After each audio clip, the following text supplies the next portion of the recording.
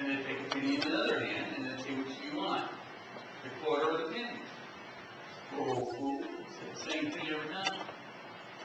I'll take the penny.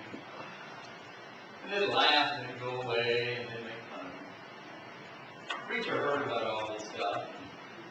We went to check out this guy and he said, man, don't you know that everybody thinks you're a fool? Because they offer you a quarter and offer you a penny and you always take the penny? Yeah, I know. He said, but if I started taking the quarter, it would give me the penny. Maybe you wouldn't such a fool after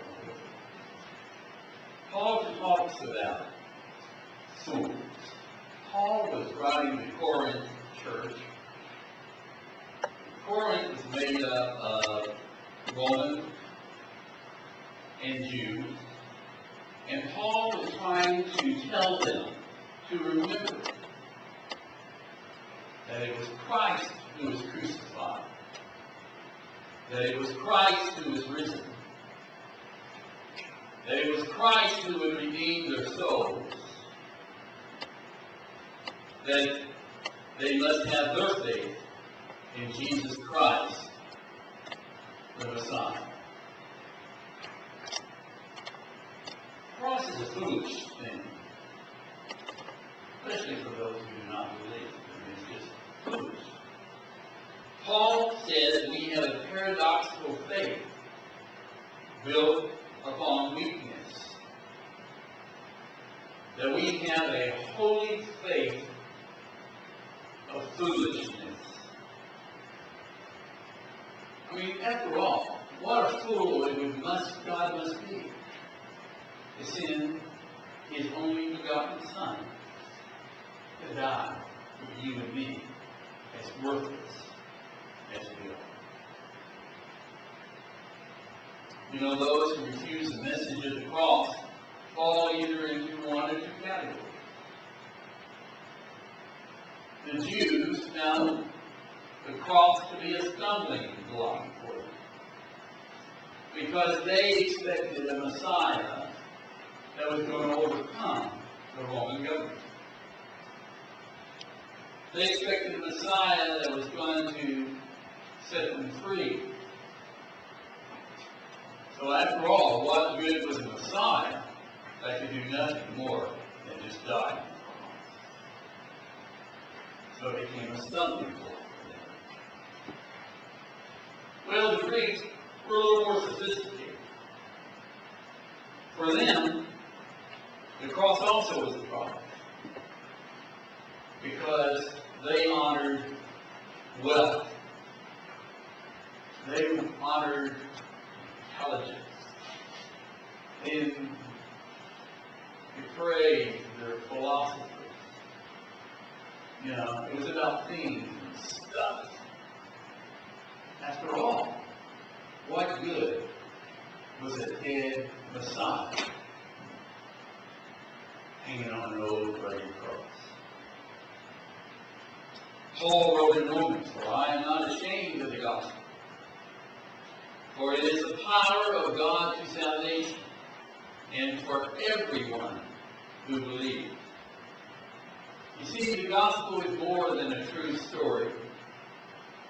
The gospel is much more than a true story. The gospel is reality. The gospel is a living power of God to transform you and me into His very image. Isaiah 49:14 reads this way: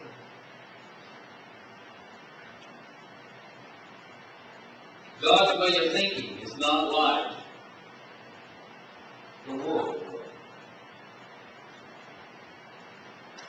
God thinks different than you and I. Starting in Isaiah 29:13, Isaiah wrote, "And the Lord says, these people say they are mine. They honor me with their lips, but their hearts are far from me. And their worship of me is nothing but man-made rules. They have learned by rote and Because of this, I will once again astound these hypocrites, and the intelligence and the intelligence will disappear. When I think of foolishness, I always have to think of back around 1978. I was in sales at that time.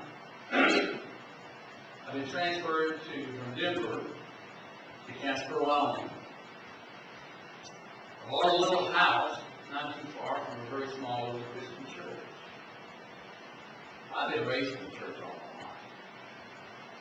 But this particular church was in a preaching series or a teaching series on tithing.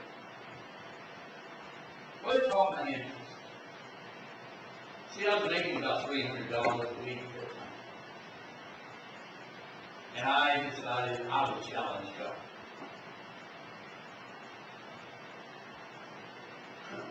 I would challenge God. So I started tithing. $30 a week. Did that for months. And suddenly I started making $1,000. I think a little more scary when you're making $1,000 a week, let me tell you. I mean, $30 a week isn't too bad, you know, but $100? You know how much that is? Why, if I started thinking, if I just put this in the bank, if I just put this $100 in the bank every week for a year, well, I would have saved more than $3,000. Foolish I am. To give 10% to the church. Well, I followed my own wisdom. I forgot. Seemed like a smart thing to do. Because after all, you see, I was making the extra money because I was such a good seller. Didn't realize I was making extra money because I didn't want to be in trouble. But I quit that. Within 2 weeks, I had a brain aneurysm. I've had a lot of things in my life that's happened. This is one of those things that God healed me of. Now, I guess, I don't know that I had a brain aneurysm because I think it was. You have to make that up in your own mind. But I tell you, I had a brain aneurysm.